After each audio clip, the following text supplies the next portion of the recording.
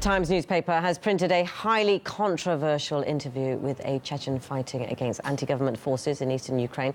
The head of the Sheikh Mansour battalion had admitted that his fighters waged jihad in Syria and that he was even part of a terror group committing atrocities in Russia. Ilya Petrenko has more details.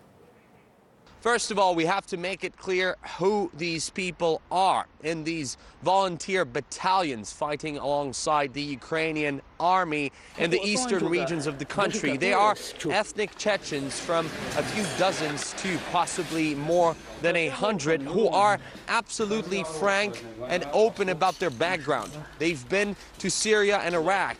They've been taught how to kill by jihadists there. And this is what the Times writes about it. Some of the battalion's gunmen admit to having honed their combat skills at Islamic State training camps in Iraq and Syria. This horrible background does get a mention. However, what the Times journalists don't bring up is some other elements of the biography of the group's commander.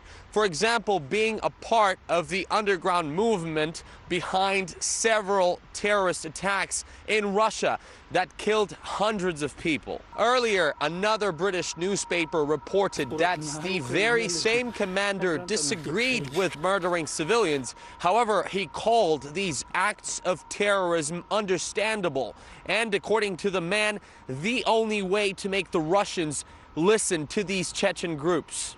As to why these Chechen militias with a terrorist backgrounds are in Ukraine, they say they are there to be a part of the war against the people they call separatists in the Donetsk and Lugansk self-proclaimed republics. Those who have been interviewed by the Times newspaper refer to these people as puppets of the Chechen president Ramzan Kadyrov and the Russian leader Vladimir Putin. The bearded Chechen had a simple explanation for fighting for Ukraine against Kremlin-backed separatists. Putin is our enemy, he said. He brings only evil. We heard about ethnic Chechen groups fighting on both sides of the conflict in East Ukraine a long time ago. However, if we look at the coverage of the British news outlets of the Russia-Ukraine confrontation recently, we can see, particularly with the Times, that they've been emphasizing Russia's role there as an aggressor, as they call it. One particular example is the coverage of the naval incident in the Kerch Strait.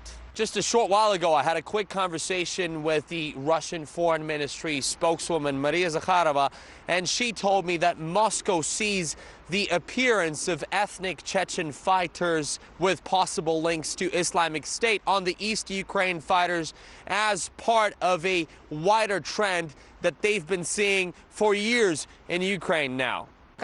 Prolonged military conflicts, especially supported by arms and money from outside, have always attracted people of different worldviews. The same happened in Syria with people who support religious fundamentalism coming from far away. And who else will they find in Ukraine? These jihadi fighters help Ukraine realize its agenda of suppressing dissent.